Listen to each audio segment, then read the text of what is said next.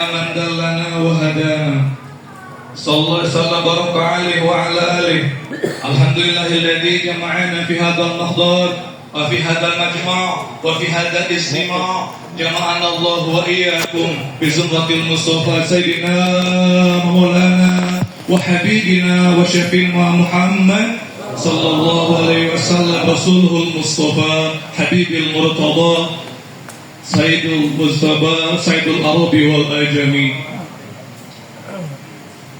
Rabbi shrah li sadri wa yassir li amri wahlul 'uqdatam min lisani yafqahu qawli waj'al li waziran min ahli. Subhanaka la ilma lana illa ma 'allamtana innaka antal alimul hakim. Qala Allah ta'ala fi ayatihi karimah wa huwa asdaqul maqala. A'udzu billahi samiil 'alim minasyaitonir rajim. Bismillahirrahmanirrahim. Wa allaw istaqamu 'alat tariqati la asqainahum ma'an ghadaqa. Wa qala Rasulullah sallallahu alaihi wasallam, wa man yu'min billahi wal yawmil akhir falyukrim dhaifahu. Alhamdulillah, amma ba'du. Hadratul mukarramun wal muhtaramun wa sa'adatul kurama, segenap saudaraku semua, sedulur keluarga besar Jamaah Husaini Jabodetabek dan Banten, wabil khusus yang saya muliakan dan yang saya cintai, keluarga besar Sohibul Bait acara gabungan di Jati Asih ini, Pak Aris, Pak Rois, Pak Jabar sekeluarga. Kita doakan semoga Pak Jabar sekeluarga tambah-tambah keberkahannya, tambah-tambah kemuliaannya, tambah istiqomah dalam thariqah, tambah istiqomah dalam kebaikan, keluarganya, anaknya, dzurriyyahnya, semuanya diberkahi oleh Allah Subhanahu wa taala. Panjang umurnya dalam ketaatan kepada Allah Subhanahu wa taala. Dan kita semua yang hadir di sini yang tak bisa saya sebutkan satu persatu, karena kalau sebutkan satu persatu sampai subuh nggak beres-beres ya.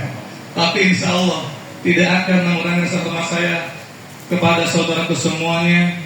Semoga kita hadirnya di sini semua dalam keberkahan, berkah rumah tangga kita, berkah amaliyah kita, berkah hidup kita, berkah usaha kita, dan semoga kita semua dalam keadaan sehat, sehat jasmani kita, sehat rohani kita, sehat ruh kita, sehat latifah kita, sehat torin kita, sehat kodam kita, sehat semuanya. Dan yang paling utama semoga sehat isi kantong kita. Itu yang paling utama. Karena Gustimu gak bisa berangkat ke sini kalau lagi kanker kantong kering. Itu berbahaya, gak bisa ya. Itu yang paling utama. Semoga kita semua, karena di dalam thariqah juga tidak akan bisa nyaman berthariqah kalau dua hal itu bermasalah. Pertama, keluarga nggak harmonis. Yang kedua, keuangan menipis. Udah tuh, itu tidak akan nyaman. Pokoknya kalau dua hal ini bagus amalnya, ya insya Allah gitu. Nah, semoga kita semua berkah, usaha kita lancar, duit kita banyak, barokah dalam hidup Allah Subhanahu wa taala. Alhamdulillah, Allah telah memberikan banyak kepada kita nikmat ya. Nikmat Allah itu banyak. Kita tidak bisa mengingat, tidak bisa menghitung nikmat Allah saking banyaknya. Walaupun dihitung dengan semua alat teknologi, oleh komputer, oleh apalagi sama kalkulator, eskalator, itu nggak bisa dihitung saking banyaknya nikmat Allah Subhanahu wa taala. Tidak seperti itu. Ya. Makanya kita bersyukur hidup di dunia ini sudah banyak kenikmatan yang Allah berikan kepada kita. Namun dari semua kenikmatan yang Allah berikan kepada kita, itu yang paling pokok hanya dua nikmat yang utama ya. Yang pertama, Syekh Ibnu Athaillah As-Sakandari di dalam kitabnya yaitu Syarah Hikam menyebutkan bahwa nikmat itu terbagi dua yang paling pokok. Pertama, nikmat ijad. Yang kedua, nikmat imdad. Nikmat jadi apa Kang Abud? Nikmat ijab itu nikmat kita dihidupkan oleh Allah. Ya urang teh dihidupkan ke Allah. Karena Sundanya berbes. Nanti insya Allah saya ngisi atali berbes ya setelah haji nanti atali taman. Itu sang Jawa ngundang Mas Sundani. Nah, jadi nikmat ijab itu nikmat kita diberikan nyawa oleh Allah. Nih kita sekarang bisa hidup karena adanya nyawa. Kita gagah, kita hebat, kita ganteng, disebut banyak duit, itu bukan karena penampilan kita, tetapi karena kita adanya nyawa. Ingat nyawa, ingat sudah kita ya, kemarin malam sedulur kita jamaah MSK ya, lagi mancing, langsung nabrak karang dan langsung meninggal. Kita doakan sebelum saya lanjutkan tausiah ini, kita doakan dulu saudara kita berduka cita. Itulah usia kita ya. Beliau itu awalnya Kristen, mualaf, langsung ke pakai KNS. Tapi orang yang baik banget, Masya Allah. Kita doakan semoga beliau namanya Pak Seri, semoga beliau dengan izin Syekh meninggal dalam keadaan husnul khotimah, diterima amal ibadahnya. Karena beliau juga ada pasang tingkatan dan di sananya dikumpulkan dengan para syuhada, para aulia, para solihin, ditempatkan di tempat yang Allah ridhai. Dia raudah minal jannah ala hadihinnya wa ala kulli niyatin shalihah. Bismillahirrahmanirrahim. A'udzu billahi minasyaitonir rajim. Bismillahirrahmanirrahim. Alhamdulillahirabbil alamin. Arrahmanir rahim. Maliki yaumiddin. Iyyaka na'budu wa iyyaka nasta'in. Ihdinas siratal mustaqim. Shiratal ladzina an'amta 'alaihim ghairil maghdubi 'alaihim waladdallin. Kenapa setiap ada kematian saya selalu menangis gitu ya? Karena apakah kita nanti pas meninggal husnul khotimah atau su'ul khotimah? Tuh ya. Jadi makanya nikmat yang utama kata Syekh Abdul As-Sakandari yaitu nikmat ijab. Nikmat kita diberi nyawa. Selama kita masih ada nyawa, kita termasuk orang yang beruntung. Nih sekarang misalkan saya nanya ke Pak Mama, ke Abuya ya, Abuya tahu saya. Sallallahu alaihi Muhammad. Ya. Ini Pak Mama, misalkan dikasih uang 2 miliar, mau nggak? Tiba-tiba dikasih 2 miliar, mau nggak Pak Mama? Mau kan? Siapa sih yang nggak mau uang gede kan 2 miliar? Tapi pas bangun pagi langsung mangro buka, mau nggak? Pak Rusmono kira-kira dikasih 2 triliun mau nggak? Yang benar. Ini gratis loh, ini pangkat kerja, tis di sayur. Apa Gus Ipul dikasih uang 2 triliun mau nggak? Tapi langsung dipanggil harga itu loh, langsung dalam kubur bang. Oh bukan. Uang 2 miliar bernilai, uang 2 triliun bernilai mahal. Tetapi nyawa lebih berharga, nyawa lebih bernilai. Nah kita kadang mati-matian demi duit tanpa menghilangkan nyawa kita. Artinya selama kita masih ada nyawa, bersyukurlah. Itulah orang-orang yang beruntung, yang masih Allah kasih kesempatan buat taubat. Kita bareng-bareng manfaatkan umur kita, nyawa kita buat sering-sering bertobat kepada Allah, beramaliyah dengan istiqomah sungguh-sungguh sampai akhir hayat, agar meninggalnya husnul khotimah tanpa dihisab, tanpa disiksa, langsung dahul jannah. Kalau kata orang Muyai, hidup itu gak usah ribet-ribet. Di dunia kaya raya, mati ke surga, udah enak.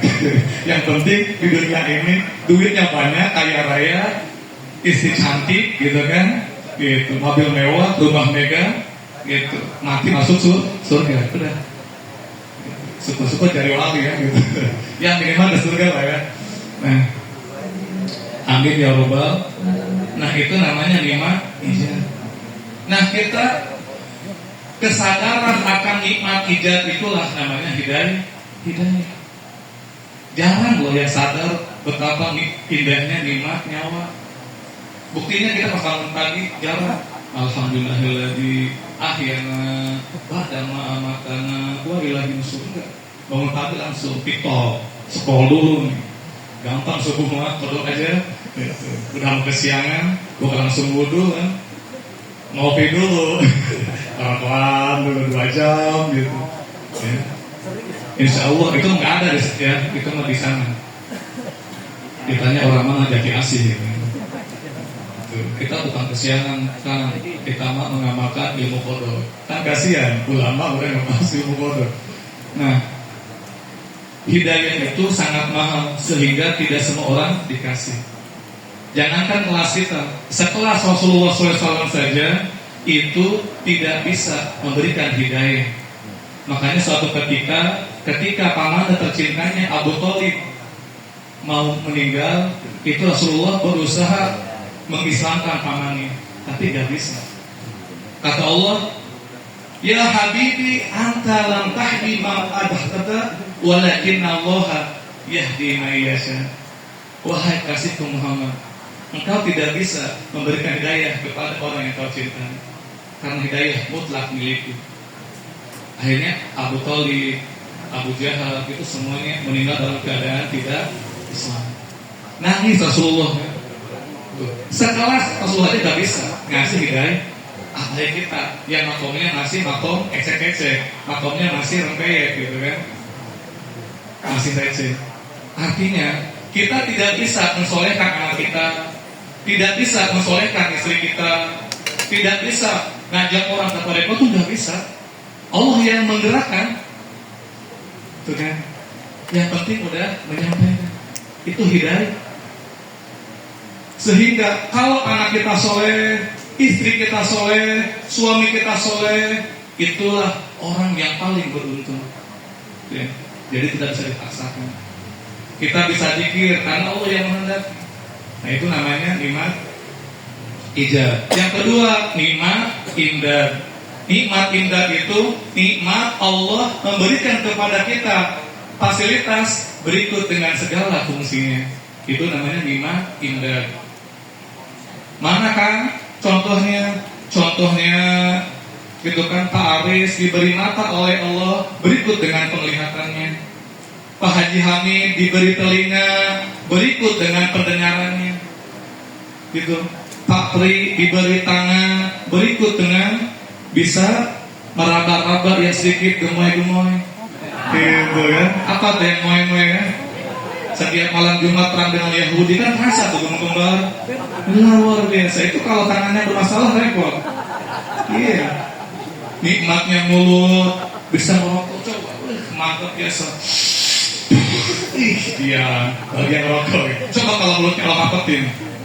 Alhamdulillah. Atau nih hidung kita bisa kan ada hidungnya, tapi lubangnya ke langit. Tuh tiap hari kalau kena hujan mantap bener. Alhamdulillah. Jadi kita ini apa yang dikeluhkan? Bersyukurlah nikmat yang kalau Allah berikan kepada kita, nikmat nyawa sama nikmat fasilitas dalam tubuh. Nih makanya saya sholat haru ya kepada Pak Heru sama soalnya saya pada kita yang sama-sama kilometer, ya. Yang sabar ya, masya Allah. Coba bayangkan beliau aja nggak pernah mengeluh. Dia Pak Heru aja yang segitu, nah itu masih semangat sama gitu. Kok kita yang hatinya melihat kok atasan gitu, ya. Kalau kata Roma Irama, kalau Roma Irama, terang bagi orang, suram bagi dia. Pengen gitu. Hidup di dunia di dalam gulita. Kita itu jangan dulu mengeluh sebelum kita merasakan bagaimana yang sakit di rumah sakit. Nah sekarang saya balik nanya, Pak Mamat dikasih uang nih 2 triliun, mau nggak? Atau 170 triliun lah, mau nggak Pak Mamat? Koyong tuh, kita koyongnya, tapi karena buta koyong tuh. Atau misalkan pekor atau misalkan disabilitas, atau stroke lah gitu ya. Atau yang paling esek si Imronnya nggak berdiri lah gitu, impotensi. Mau nggak? Coba. Jangan tinggi-tinggi lah, merenung itu aja dulu tuh. Repot kan? Apalah artinya istri kita cantik-cantik jihad akhirat, mobil kita mewah semewah Lamborghini, Rumah kita megah sebagai istananya presiden atau raja. Kalau tubuh kita setruk, si imun kita atau si imun kita hipotensi, repot, mata kita buta, selama sekian hari-hari itu saya udah diabetes, kolesterol, segala macam penyakit menumpuk semua, sia-sia semuanya. Makanya kita ini orang kaya, bersyukur, alhamdulillah, itulah namanya nikmat indah. Paham ya? Paham itu? You understand? Okay, yes or no ya? Alhamdulillah. Jadi apalah misalkan kita punya harta, kalau mata kita buta, tubuh kita disabilitas, tidak menikmati. Alhamdulillah kita sehat. Makanya uang bernilai, duit bernilai, tetapi kalau tubuh yang sehat lebih bernilai.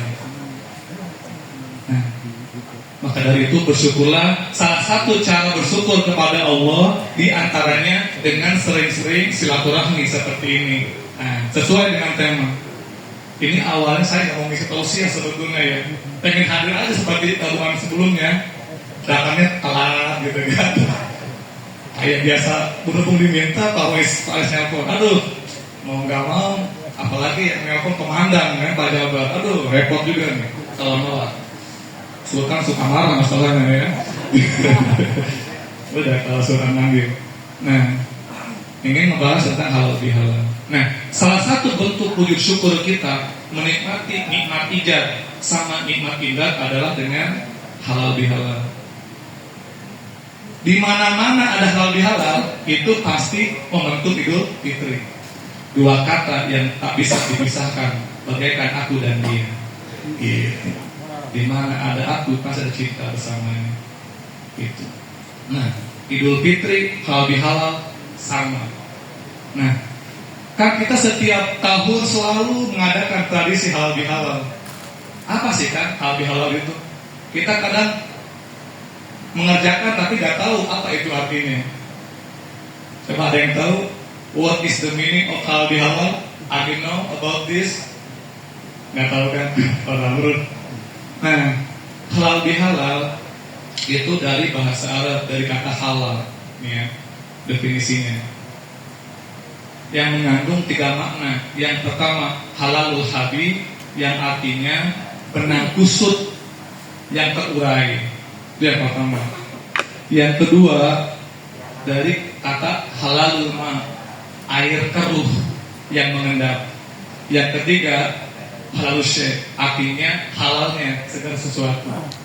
Jadi kalau disimpulkan, halal bihalal itu artinya kekeruhan, kekusutan, kerusakan, kesalahan, kebusukan, gitu kan? Yang semuanya bisa kembali baik dengan adanya dihalalkan. Itulah namanya halal bihalal. Singkatnya mah, halal bihalal itu adalah momentum saling memaafkan, meminta maaf dan memaafkan, saling mengikhlaskan, saling meridhoi. Yang tadinya hati kita kusut, jadi kembali baik. Ini udah mah muka kita kusut, demam, gitu kan? Ditambah hati juga kusut, gitu ya. Nah, hati kita yang awalnya kusut karena saling membenci, saling menyakiti. Nah, sekarang di momentum Idul Fitri atau halal bihalal jadi saling memaafkan. Nah, tadi kita udah saling memaafkan. Itu namanya halal bihalal. Jadi pengertiannya halal bihalal itu silaturahmi atau saling maafkan, saling kembali menghubungkan. Kalau tadi kata Pak Halil tadi saling menghubungkan. Kita semuanya yang tadinya pecah jadi satu lagi, yang tadinya kusut jadi rapih lagi. Alhamdulillah, itu namanya halal bihalal, pengertian secara mudahnya. Nah, halal bihalal juga artinya silaturahmi. Silaturahmi itu artinya silah, menghubungkan, rahmi kasih sayang. Jadi silaturahmi ini saling menghubungkan. Nah, salah satu hikmahnya kita silaturahmi adalah agar kita semakin kuat.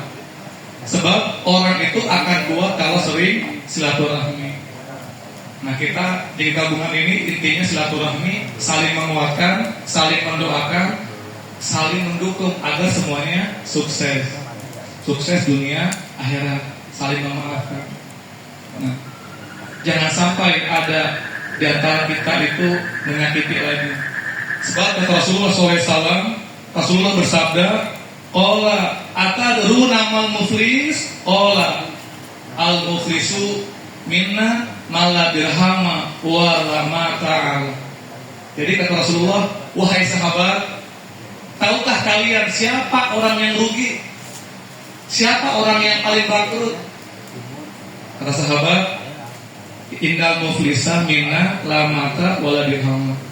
Ya Rasulullah, menurut kami yang disebut orang yang rugi, orang yang bangkrut, yaitu orang yang gak punya duit, yang gak punya harta.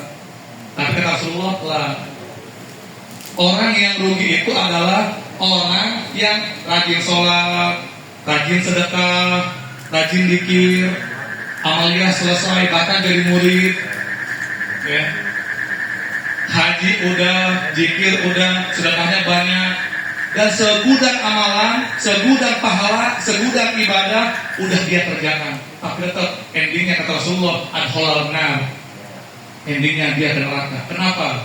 Dia selalu muflis. Apa itu muflis? Perkataannya yang selalu menyakiti, perkataannya yang selalu menghina, yang orang tersinggung dengan kata-katanya. Ini yang sering kita lakukan setiap hari. Sering seorang suami menyakiti istrinya, anak menyakiti ayahnya, ayahnya menyakiti anaknya, ketua menyakiti anggotanya, anggota menyakiti ketuanya, akhirnya bubar majelisnya. Ya. Hati-hati dengan kata-kata saudaraku ya, hati-hati. Karena tadi kan kata Rasulullah, orang yang rugi itu orang yang ahli ibadah, ahli zikir, ahli amalan, ahli sedekah, tetap ke neraka. Karena apa? Perkataannya yang selalu menyakiti. Itulah salah satu esensi puasa bisu. Itu yang di antara yang saya nikmatnya puasa bisu tahun itu, menjaga ucapan nikmat gitu. Ya, rata-rata masalah itu timbul karena ucapan. Makanya teman-teman kalau pengen aman, selamat diam. Itu aman tuh udah cicing lah, mengenai ilmu diam. Makanya kata Rasulullah, salamatul insan bihidil lisan. Selamat dan celakanya orang itu tergantung ucapan. Majelis jadi bubar, masalah antara ketua dengan anggota, orang tua dengan anak, istri dengan suami, bos dan karyawan, itu karena ucapannya yang tidak baik. Gitu ya teman-teman. Jadi kita harus saling memaafkan, saling minta maaf, dan dari sekarang kita tahu ucapan kita. Walaupun misalkan yang bercanda nih, lihat dulu, karena setiap orang beda-beda hatinya. Mungkin misalkan Pak Rusmono bercanda niatnya, tapi kan gak setiap orang itu sama hatinya. Ada yang hatinya tangguh, setangguh tim baja. Ada yang hatinya rapuh, serapuh misalkan rempeyek. Beda-beda kan gitu. Makanya kalaupun niat ngebully, niat menghina, niat bercanda lah gitu. Lihat-lihat dulu. Kalau kapal-kapalnya kayak Padanus, Pangamat, nah maka dibeli juga. Itu emang udah makomnya dihina gitu kan. Makomnya dihina, nggak tersinggung, enggak. Aman udah. Bahkan seneng. Malah kalau Padanus sama Pangamat ini kalau dipuji dia sakit hati malah. Enak gitu. Sakit hati malah. Tapi kalau dihina, wah seneng gitu. Nah beda-beda kan, makomnya udah beda. Jadi teman-teman, jaga ucapan kita ya.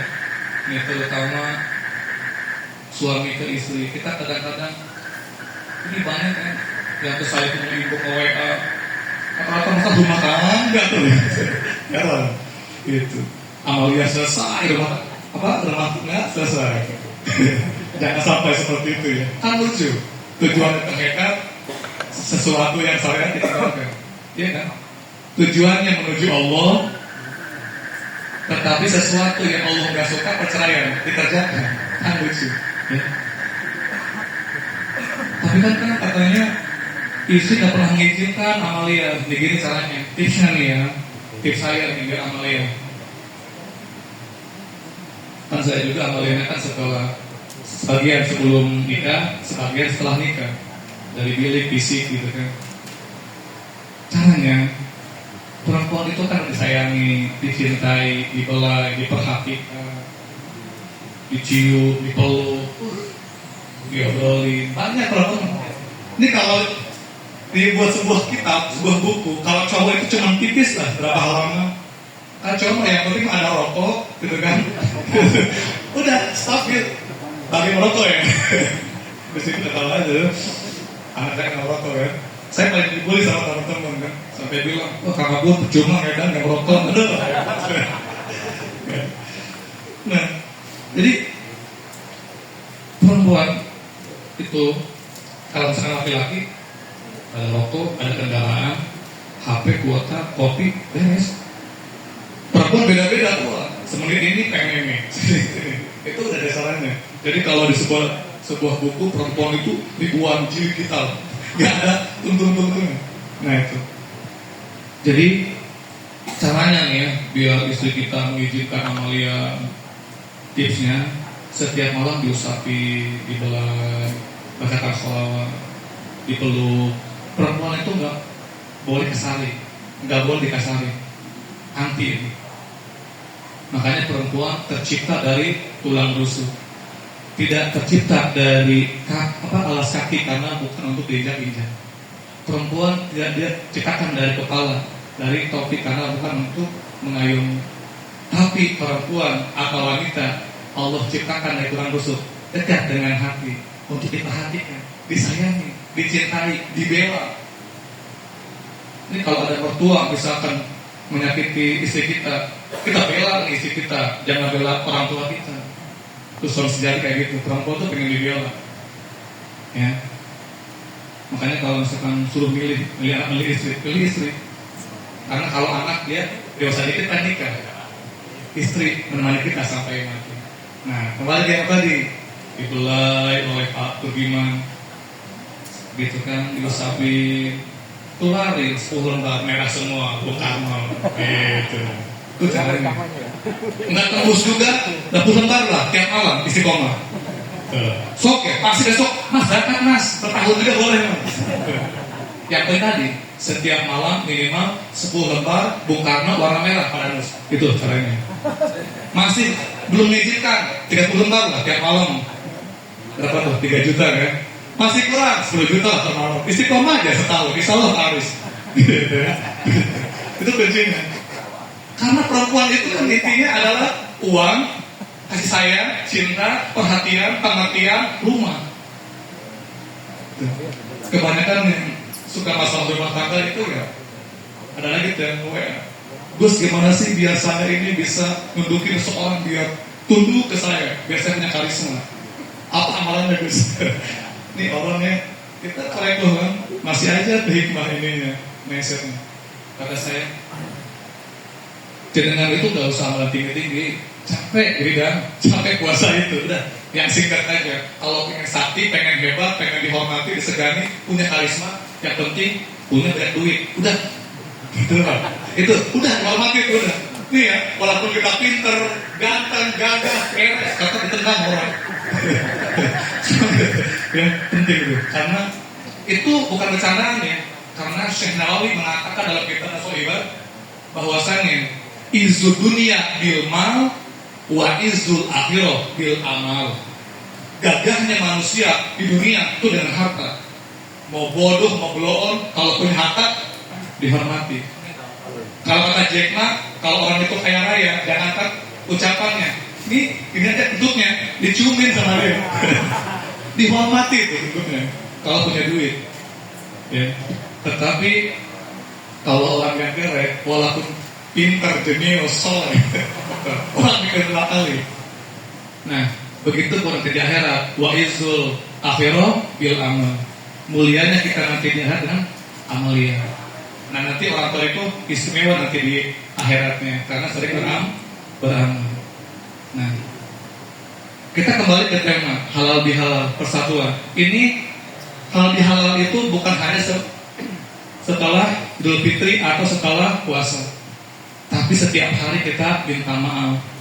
Bahkan kata Rasulullah SAW, jangan sampai kita itu saling benci, musuhan lebih dari 3 hari.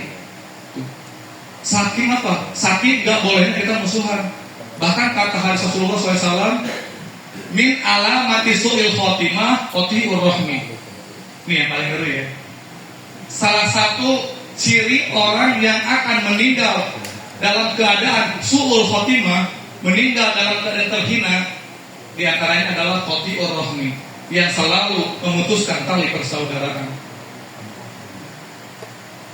Jadi mulai sekarang teman-teman yang sering hadir dulunya, sekarang hadir lagi ya. Jangan karena masalah sepele, hanya masalah amplop, gak mau gabung lagi ya. Ketua-ketuanya yang jarang hadir, usahakan sekarang hadir lagi. Hidupkan lagi majlisnya, insya Allah. Iya, saling minta maafkan yang tulus, bukan dari lisan saja, tembus ke hati. Memaafkan itu lebih utama daripada minta maaf. Jadi tadi kata Gus Timo, kita maafkan. Nah, jadi sebelum orang minta maaf, kita maafkan duluan orang-orang yang telah menyakiti kita. Meminta maaf itu mulia, memaafkan lebih mulia. Ada lagi yang paling mulia, yaitu apa? Membalas kejahatan orang dengan kebaikan. Nah itu. Makanya di antara jiwa seorang salih, mental seorang thariqah adalah tetap berbuat baik kepada orang yang selalu menyakiti kita. Aku berat, ya berat. Karena saya selalu bilang di mana-mana, walaupun sering berbuat-buat thariqah itu berat. Gampang diucapkan, berat dipraktekkan. Ikhlas ya kan. Ridho, sabar, gampang kan? Prakteknya berat gitu. Berat. Kenapa berat? Karena ilmu yang tidak sesuai dengan hawa nafsu. Kita kan pengen marah, kesel, nah sama. Saya juga belum bisa gitu ya. Makanya kita terus berkumpul seperti ini. Ada yang bilang, ngapain sih saya wakiahan kumpul-kumpul, masing-masing aja lah. Memang amaliyah thariqah itu masing-masing, tapi kebarokahannya, keutamaannya, powernya sering berkumpul kayak gitu. Dan kita tidak akan kuat istiqomah kalau sendirian. Itulah maksudnya kita harus buat majlis-majlis perkumpulan seperti ini agar bisa istiqomah. Gak bisa. Kita tidak bisa istiqomah kalau sendirian. Harus sering kumpul seperti ini. Itulah kenapa kita harus rutin perkumpulan seperti ini untuk saling menguatkan. Ngecas lah bahasanya. Itu inti saya daripada halal bihalal, saling memaafkan, saling minta maaf, tetap berbuat baik kepada orang yang suka menyakiti kita. Alhamdulillah.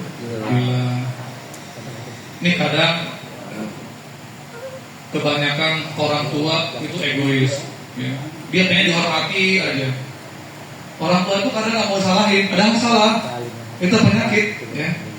Insya Allah kita nggak ada di sini, soleh semua di sana tuh di Depok gitu. Orangnya masalah, lo dikit-dikit masalah, dikit-dikit masalah. Tapi berkah, insya Allah hasilnya berkah. Jadi masalah membawa berkah gitu kan. Nah, anak itu selalu minta maaf ke orang tua. Begitu pun sama, orang tua juga harus minta maaf. Karena kita selama hidup di dunia ini tak lepas dari salah dan lupa. Tadi kan sesuai kata Tarois, kita semua sama manusia hidup tak lepas dari salah dan lupa. Sehingga jangan pernah kita merasa gak bersalah, saling memaafkan. Ikuti Rasulullah. Itu Rasulullah itu paling sering minta maaf kepada Sayyidah Siti Aisyah. Indahnya Rasulullah, berjamaah nanti minta maaf ya. Jadi orang tua juga harus minta maaf ke anak. Ayah ibu minta maaf, anak minta maaf, gantian orang tua juga. Ya nak, dek, maafin emak ya, maafin bapak, ibu belum bisa merawat anak dengan baik, belum bisa berikan yang terbaik buat anak. Nah begitu pun anak juga sama. Mama, papa, maafin ya. Ini yang masih punya orang tua, jangan disia-siakan. Nyesel kita kalau orang tua kita udah nggak ada. Orang tua itu gimana pun juga harus kita hormati. Seperti guru kita selalu menghormati orang tuanya. Berarti yang pertama. Yang kedua, selain orang tua, penyakit yang paling sering ini adalah seorang suami. egois juga, nggak pernah minta maaf ke istri, merasa benar terus, penyakit juga. Bahkan kalau bagi saya yang harus sering membantu suami kepada istri, lihat Pak, istri kita melahirkan, mengandung 9 bulan, menyusui. Coba nih, seandainya Pak Danus hamil aja 3 bulan aja, gimana? Sanggup kan Pak Danus? Atau 9 bulan? Nggak sanggup kan? Tuh bayangin, perempuan loh istri kita 9 bulan, belum melahirkannya, itu melahirkan seorang anak itu taruhan nyawa. Nggak sedikit yang melahirkan langsung lewat, langsung meninggal. Bayangin loh, lubang segitu kecilnya keluar 2 kilo, sakti nggak perempuan? Gitu. Makanya hati-hati dengan wanita.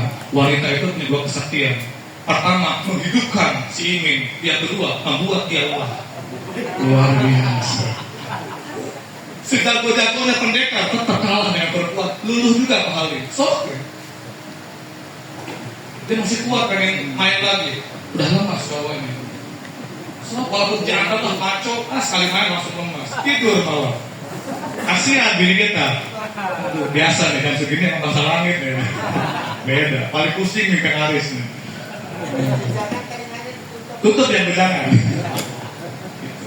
Nah, jadi intinya apa? Hargai istri kita.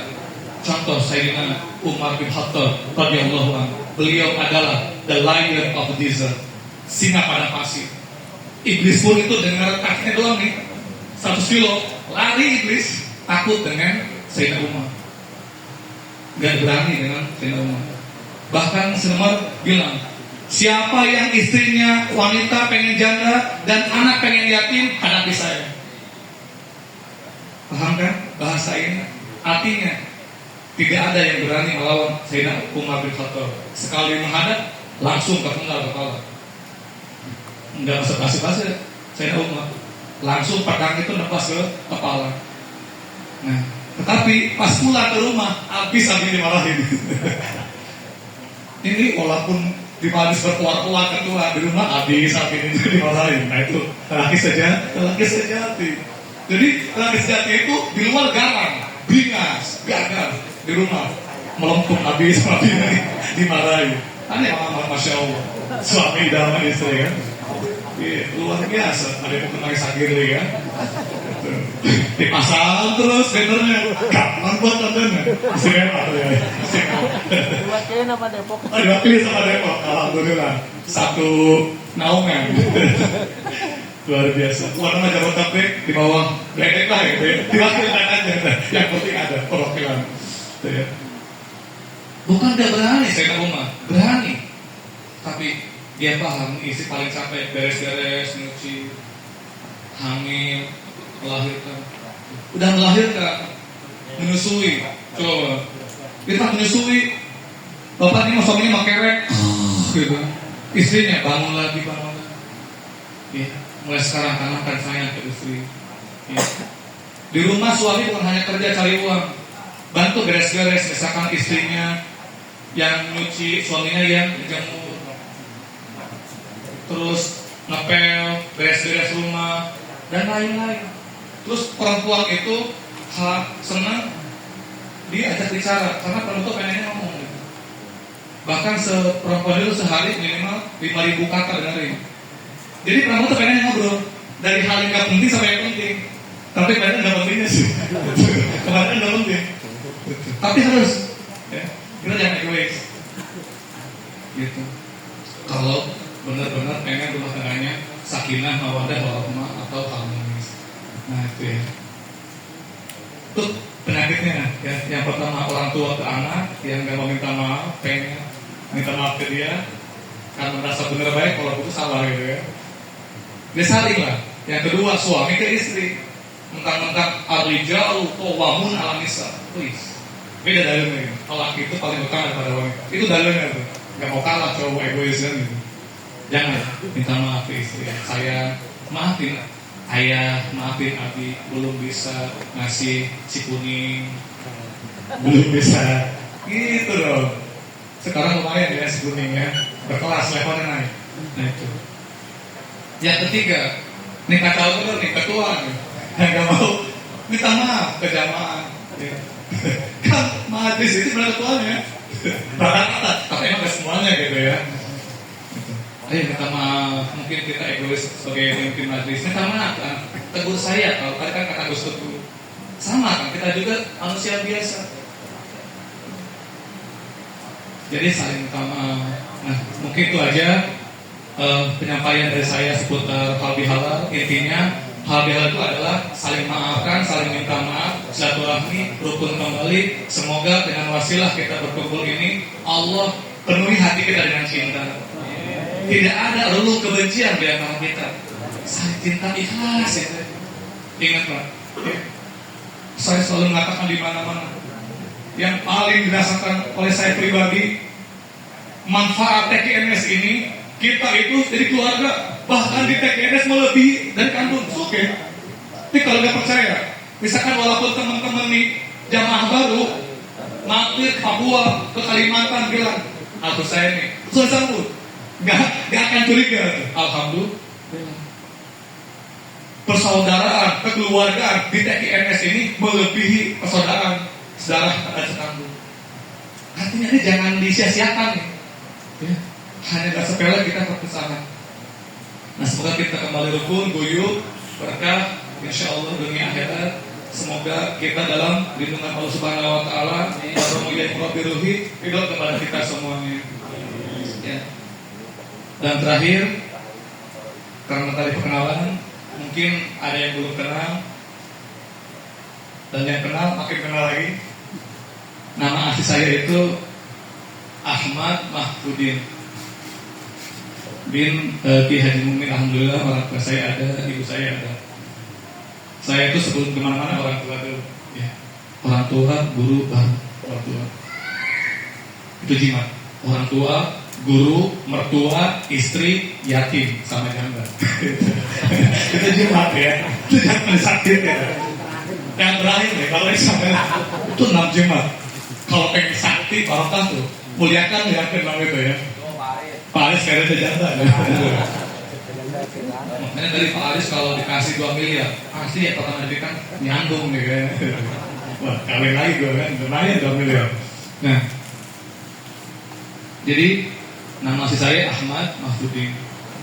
Tapi teman-teman itu ngambil saya itu macam-macam. Ada yang manggil Kang Apud, Mas Apud, Mas Ahmad, Kang Mahfudin, Kang Mahfud, bebas lah itu ya. Senyamannya teman-teman lah. Mau manggil saya Apud ya, Mahfudin, Ahmad, sama aja. Kalau Romo Yai, ke saya manggilnya Mas Ahmad gitu. Makanya kalau kayak Gus Ridwan, Mas Joko, Mas Ahmad manggilnya Mas Ahmad. Karena emang di Tuban sama. Kalau Kang Apud itu nama ini ikonik dari TKMS itu ya. Udah. Nah, alhamdulillah. Itu yang kedua. Alamat saya lahir di Pandeglang, dekat ke makam Syekh Mansur, dekat ke makam Syekh Asnawi, Caringin. Itu masih dekat. Rumah saya dekat ke sekitar sana, ke makam Syekh Mansur. Biasanya ya kalau ke Banten suka menunjuk saya untuk mendampingi jalan-jalan di Pandeglang sama di Banten. Itu yang alamat. Terus sekarang saya menikah di Rangkas karena my honey galbi ruhi, my sweetheart, my everything, my gitu. Saya nggak mau isi banyak ya. Itu orang Rangkas dan sekarang tinggal di Rangkas, alhamdulillah. Gitu. Kenapa saya tinggal di Rangkas bukan di Pandeglang? Karena saya ingat sebuah keterangan keutamaan hijrah gitu. Semoga hijrah berkah seperti Rasulullah hijrah dari Makkah ke Madinah. Gitu. Itu aja. Ada yang mau tanyakan tentang saya, tentang pribadi? Baik, kalau nggak ada cukup sekian. Thank you very much for all and for your attention. Thank you very much, gentlemen. And the last I say to you all with greeting. Di mana ada sumur ladang, boleh kita menumpang mandi. Bila ada umurku panjang, boleh kita berjumpa lagi. Buah jeruk, buah delima, buah pisang, buah anggur, apel, buah-buahan yang sehat dan bergizi. Thank you very much. Wassalamualaikum warahmatullahi wabarakatuh. Waalaikumsalam warahmatullahi wabarakatuh. Terima kasih.